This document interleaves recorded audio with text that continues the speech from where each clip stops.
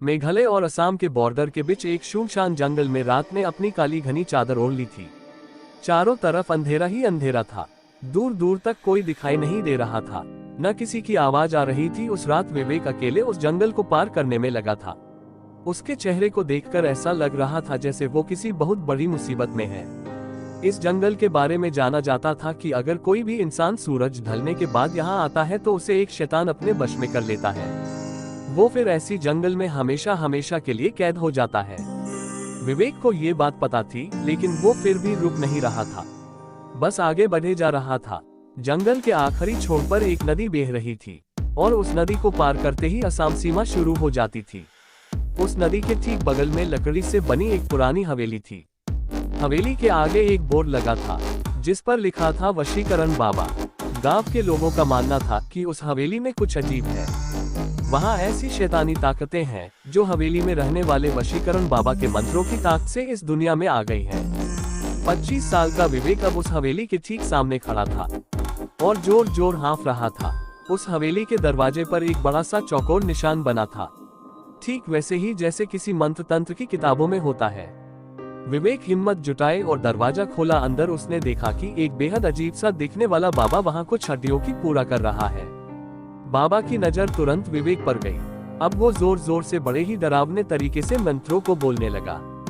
विवेक बाबा को देखकर घबरा गया था, लेकिन वो जिस मकसद से बाबा के पास आया था उसे पूरा किए बगैर वो कहीं नहीं जा सकता था। आज से 2 दिन पहले विवेक की शादी को 2 साल होने को आए थे। वो अपनी बीवी वर्षा से बहुत प्यार करता था, लेकिन कुछ दिनों से वर्षा के बदले बर्ताव के कारण विवेक को वर्षा पर शक होने लगा था। उसे लगने लगा था कि वर्षा का किसी और लड़के के साथ चक्कर चल रहा है, जिसे लेकर दोनों के बीच बहुत लड़ाई हो गई और आखिर में बात डिवोर्स तक पहुंच गई और वर्षा उसे छोड़कर अपने दोस्त के घर रहने चली गई थी। विवेक वर्षा पर शक करते करते पागल हो गया था। उसके दिमाग से वर्षा का ख्याल निकल ही नहीं रहा था। सोते जागते वो बस वर्षा के बारे में ही सोचता रहता। एक दिन वो बस से ट्रेवल कर रहा था तो उसकी नजर सीट पर लगे एक स्टिकर पर गई जिस पे लिखा था सिर्फ 1 घंटे में खोए हुए प्यार को वापस पाएं, और इसी के साथ नीचे एक पता भी लिखा था। विवेक अब उसी पते पर पहुंच चुका था, वशीकरण बाबा के पास। बाबा के मंत्रों की आवाज अब धीमी हो गई थी, पर अंदर एक गहरा सन्नाटा था। बाबा ने बिना विवेक की तरफ देखे उससे उसके आने का कारण पूछ लिया। विवेक ने उस बाबा को सब कुछ बता दिया। बाबा ने विवेक की बातें सुनकर एक हल्की सी मुस्कुराहट के साथ उसे एक लाल कपड़ा दिया और कहा कि इसे धारण करके रोज रात वर्षा की फोटो देखकर विवेक को ये मंत्र पढ़ना है। और धीरे से विवेक के कान में उस बाबा ने एक मंत्र कहा। इस मंत्र को पढ़ने के बाद वो बाबा फिर से अपनी पूजा में लग गया। विवेक ने बाबा को पैसे देने के लिए अपने हाथ आगे बढ़ाया, लेकिन उस बाबा ने कोई भी पैसा लेने के लिए मना कर दिया। विवेक वापस जंगल के रास्ते जाने लगा। इस बात पर ताज्जुब कर भी रहा था कि अचानक उसे लगा कि कोई उसका पीछा कर रहा है। अनजानी रात में गांव की कच्ची सड़क पर चलते हुए उसे ऐसा लग रहा था कि किसी अनजान शक्ति की उस पर निगरानी हो। वो जितनी तेज चलने की कोशिश करता, उसके कदम उतने ही धीमे धीमे बढ़ रहे थे। रात के 12 बजने में कुछ ही मिनट थे। विवेक अपने घर पहुंचा। उसने पर्स से वर्षा की तस्वीर निकाली और बाबा का दिया हुआ लाल कपड़ा पहना और बाबा का दिया हुआ मंत्र का उच्चारण करने लगा। तभी अचानक उसे ऐसा लगा कि उसे किसी काले साये ने घेर लिया है और वो उस पर कब्जा जमाने की कोशिश कर रहा है। विवेक ने अपना सर चारों तरफ घुमाया और जोर जोर से मंत्र पढ़ने लगा। कुछ ही समय में वो काला साया वहां से गायब हो गया। विवेक रोज यही करता। ऐसा करते करते कई दिन गुजर गए, लेकिन विवेक की बीवी वर्षा अभी भी वापस नहीं आई। विवेक ने फिर से वशीकरण बाबा से मिलने का फैसला किया। हवेली पहुंचकर उसने बाबा को बताया कि वर्षा अब तक उसकी जिंदगी में वापस नहीं आई है। बाबा ने 2 मिनट के लिए अपनी आंखें बंद की। विवेक के गले में जो लाल धागा है वो उसके वशीकरण की शक्ति को कम कर रहा है। विवेक ने वो धागा तुरंत उतार दिया। बाबा ने ये भी कहा कि अगर वो वर्षा को इस हवेली में ला सकता है तो वर्षा जरूर विवेक के पास आ सकती है। उस दिन भी विवेक जब अपने घर वापस जा रहा था तब भी उसको ऐसा लगा जो उसके पीछे पीछे चल रहा है और उसे देखे जा रहा है। लेकिन विवेक जो वर्षा से बेहद प्यार करता था, उसे पाने के लिए वो कुछ भी करने के लिए तैयार हो चुका था। अगले दिन विवेक ने वर्षा को कॉल किया और माफी मांगने के बहाने उसी जंगल के पास शाम को मिलने के लिए बुलाया। वर्षा ने कुछ पल सोचा और फिर मान गई। दोनों आज बहुत दिनों बाद मिल रहे थे। बात करते करते विवेक वर्षा को हवेली के पास ले गया। जैसे ही वर्षा हवेली के पास पहुंची उसे एक अजीब सी घुटन महसूस होने लगी थी।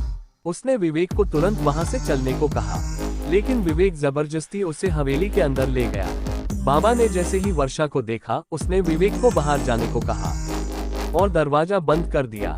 पूरे 2 घंटे हो चुके थे, लेकिन दरवाजा अभी तक बंद था। विवेक को अब बहुत ज्यादा घबराहट होने लगी थी। कुछ देर बाद दरवाजा अपने आप खुला, लेकिन विवेक ने जैसे ही दरवाजे के उस पार देखा वो देखकर विवेक के रोंगटे खड़े हो गए।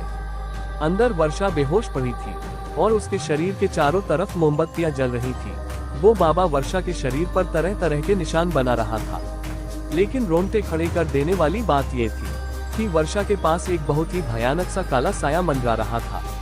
बाबा ने विवेक को कहा कि अब वर्षा वही करेगी जो विवेक उससे बोलेगा, लेकिन इसके बदले उसे इस काले साए की सारी ख्वाहिशें पूरी करनी होंगी। विवेक को कुछ समझ नहीं आ रहा था। उसने वर्षा को वहां से चलने के लिए कहा तो वर्षा एक कठपुतली की तरह उठकर खड़ी हो गई। वो एक जिंदा लाश से ज्यादा और कुछ नहीं थी। विवेक वर्षा की ऐसी हालत देखकर पूरी तरह दहल गया था। उसने बाबा से गुस्से में कहा वो वर्षा को पहले जैसा बना दे, लेकिन तभी काले साए ने विवेक को पीछे से धक्का दे दिया। वो काला साया बाबा में समा गया। उस बाबा का रूप एक भयानक आत्मा में बदलने लगा था। उस बाबा के चेहरे का रंग नीला पड़ गया और आंखें पूरी सफेद हो गई और जोर जोर से हंसने लगा। उस बाबा ने अपने भयानक रूप में बोला कि वो कोई मामूली इंसान नहीं है, बल्कि वो एक शैतान का साया है जो इस जंगल में न जाने कब से कैद था, और उसने वर्षा की आत्मा चुरा के अपने आप को आजाद कर लिया है और विवेक को हमेशा के लिए अपना गुलाम बना लिया है। ये सब सुनकर विवेक वहां से फौरन भागा, पर वो उस जंगल से निकल ही नहीं पा रहा था। वो जहां से निकलता कुछ देर बाद वो वापस उस हवेली के सामने ही आ जाता। धीरे धीरे उसके दिमाग ने काम करना बंद कर दिया और वो उसी जंगल में कैद हो गया। 2 महीने बाद उसी जंगल में पुलिस को 2 सड़ी हुई लाशें मिली। वो लाशें किसी और की नहीं बल्कि विवेक और वर्षा की ही थी।